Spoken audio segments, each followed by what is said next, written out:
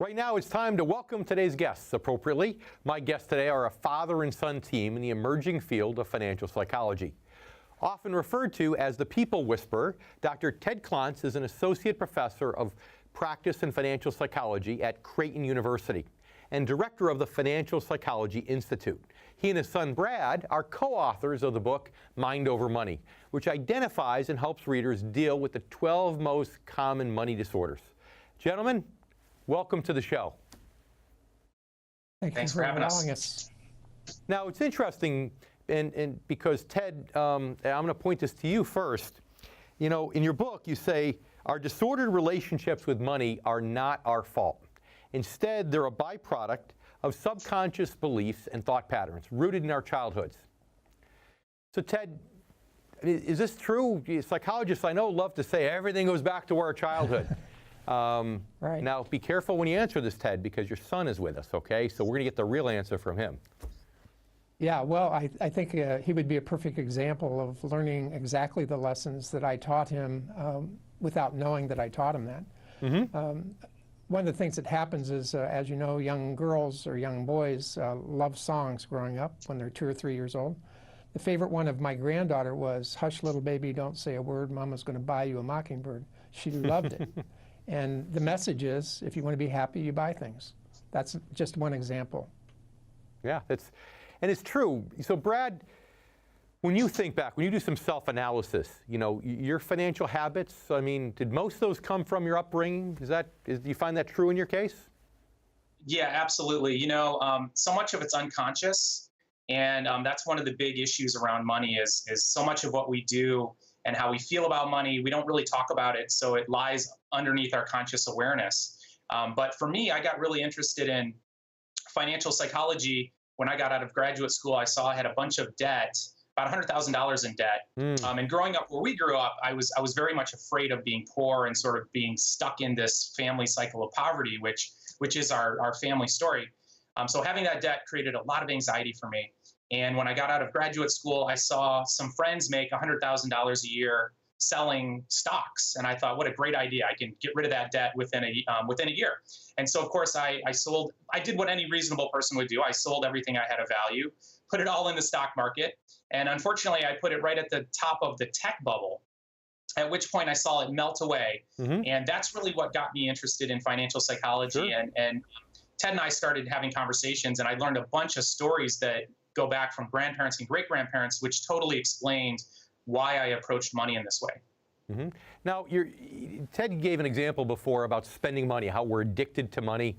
You know, Brad, do you see that as being maybe one of the biggest shortcomings that comes from what children get from parents today in general, is this society of I've got to have it today? Right, absolutely. You know, it's one of those things. I remember when I was growing up, all we had was the Sears catalog to sort of show us what we didn't have. And now our society and young people are just inundated 24 hours a day on their mobile devices now with all of these things that they don't have, and the promises that if you had these things, you'd be happier. It would somehow make you happier or raise your social status. And so we easily fall victim to this with impulsive buys, because we're trying to fill this emotional and psychological hole to try to fit in with our friends and fit in with those around us, which I think has gotten much, much worse in today's culture. Sure, and things like Amazon Prime, I'm sure, don't help much at all either. So Ted, in the 45 seconds or so we have left, tell me, I mean, how much you think improved lines of communication, intra-family communication, would help this problem?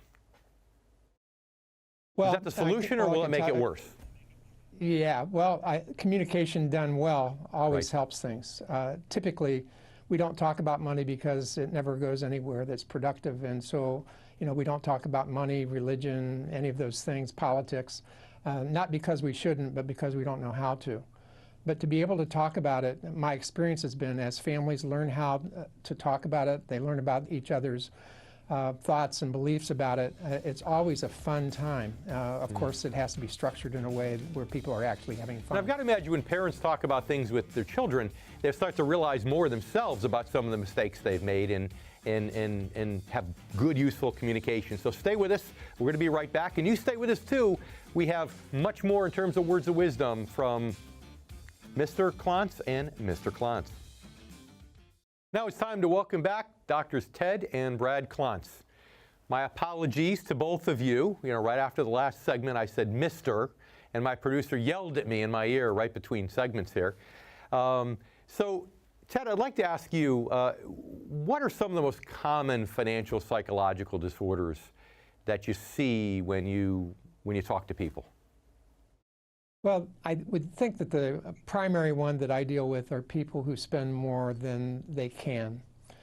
And what I mean by that is they spend more than they can support. But in today's age, it allows us, the world we live in allows us to spend more than we have up to a certain particular point in time, and then the spending that we've done is crushing. Kind of sort of catches up with you after a while if that happens, doesn't it? Yes. And the second, I would think the most common is one where the people just refuse to pay any attention to it whatsoever. And I think the third would be the people who are afraid to spend anything. Yeah, now it's interesting. You have the opposite ends of the spectrum there, the bookends, the people who spend too much, the people who are afraid to spend anything. But let's talk, Brad, about that middle category, the ones that just don't want to do any planning. They bury their head in the sand. They don't want to do anything. They're in denial. How do you deal with those? How do you help a person cope with that and really refrain from burying one's head in the sand? Yeah, there are a lot of reasons for doing that, and we've done several studies on this. And one of them is a category of beliefs around money that we call money avoidance. And these are beliefs, as are most of our beliefs around money, that come from our parents, our grandparents, our culture around us. But they're built of a couple of different types. One is what we would call anti-rich people beliefs. So these are the beliefs that money is somehow evil or corrupt, or rich people are greedy. So there's this avoidance, like I don't want to become one of those people. Another belief pattern around that money avoidance cycle is the belief that I don't. Brad, you do understand that being a very conservative station here, that those people are mostly Democrats, and none of them is watching you speak right now. So I just wanted to clarify that. Yes, no, of course, and actually, you're spot on, and the research does show that there's some differences along political affiliation. But a big part of the message that, and a lot of your viewers, as you're saying, already know this, is that you can do incredibly wonderful things with money. So the degree to which you have this aversive sort of belief around money, all of our studies show that it's highly self-destructive to your relationship with money. Okay, so Ted, you come across somebody that's like this, right? From a tactical standpoint, how do you help that person? How do you help that person when they just don't want to do anything because money is evil, money's dirty? Well, the one thing that we learn and we emphasize is words are cheap, and the brain is not, or very little, affected by words. So what we try to do is show them in some kind of sensory way exactly what we're talking about. And my premise is that if people are not doing the right thing, they just don't understand what the right thing to do is. And it's because words don't give us that. We have to show them in practical terms what exactly we're talking about, what it looks like. I can tell you that you have a bad back, but if I can show you as a doctor your x-ray, you get it. And that's essentially what we do. But if it's about belief or values, I mean, those things are at your core. They're much deeper. So you can show people, you could tell people, but Brad, I mean, how do you get down to that values level, that belief level, to get people to actually take the message and implement it? Right, absolutely. And a huge part of that is knowing your story around money, because all of these beliefs make total sense if you can understand the story from which they emerged. And so if you can look back in your family history and realize this aversion you have towards spending or spending too much or thinking that money's going to make you happy, if you can really link that into a family story, it really does empower you to understand how you can shift this family cycle that, for many cases, has been going on for generations. It's funny to hear you say that, because it's true. Even when you're speaking public, they always say people don't remember information, they remember stories. And as educators, I'm sure both of you realize that also. So I hope the two of you have time for one more segment to stay with us. Absolutely. Excellent. Sounds great. We'll be back in just a minute.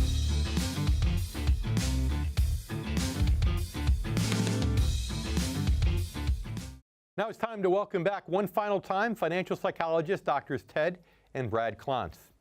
As you heard, our show today, we're really talking about the psychology of people of the income generation, people who are, generally speaking, age 50 and over, and how they suffer oftentimes from things like normalcy bias, hindsight bias, and it affects their investment decisions. When to buy, when to sell, do I stay the course, do I get out?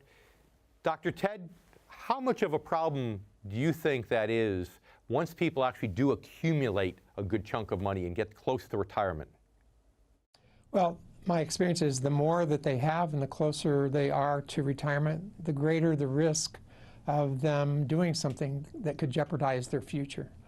And what they do is really based on what they believe and what they've experienced and what they've done with those experiences.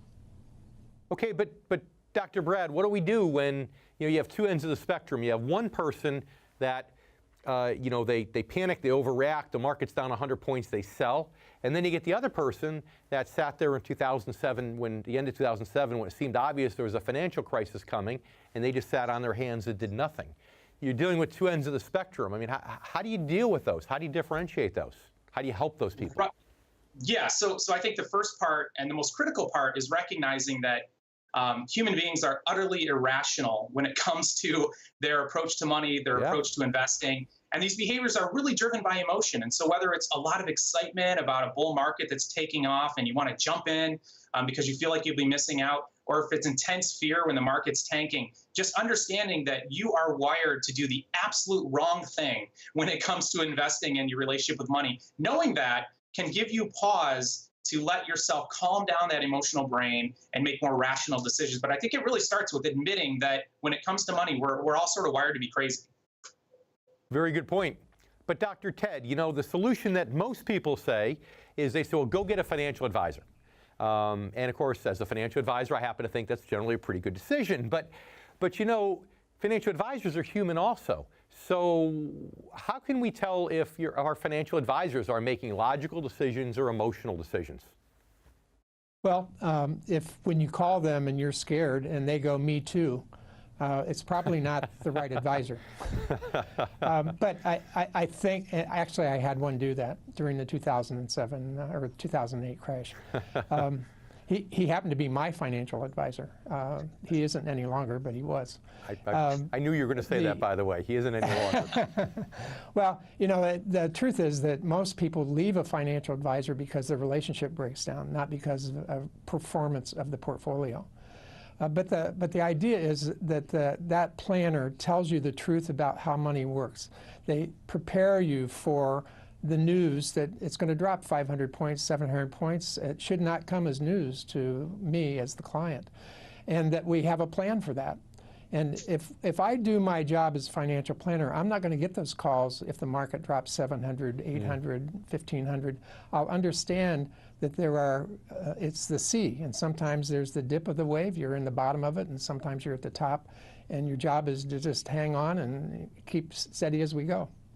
So it sounds like one of the best answers then is really for our income generation members watching the show to talk with their financial advisor and ask them, what is the plan if the markets are down 1,000, if they're down 2,000? Do we get to a point where we stop the bleeding, or what's your plan?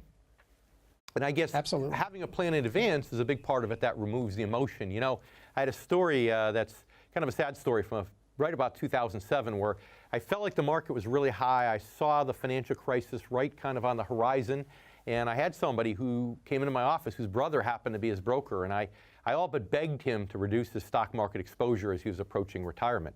And I gave him words of wisdom to go back to his brother and to tell his brother, look, get me out, put me here. And of course, he went back to his brother. As you can imagine, his brother talked him out of it.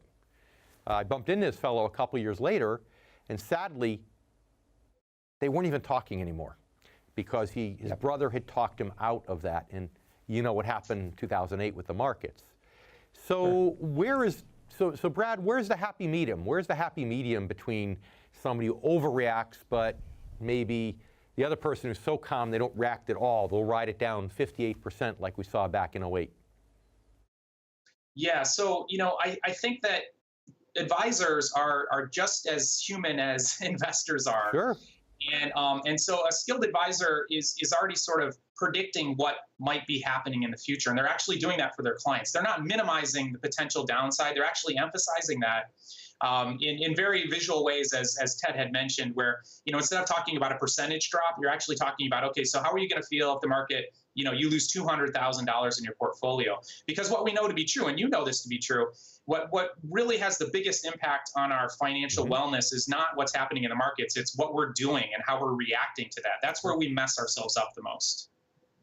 Yeah, but how do we know, Dr. Ted, how somebody's going to react? People are more motivated by the carrot, by doubling their money. Some are more motivated by the stick, not losing money.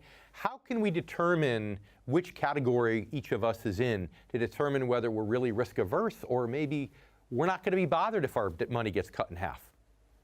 Yes. Well, I would say that if I'm the client, I'm pretty much unaware of how I am either. And if my financial planner does an extraordinary job of listening to me and eliciting my stories, my sense of it all, then he'll have a really clear picture of how to help me and what I need and be prepared.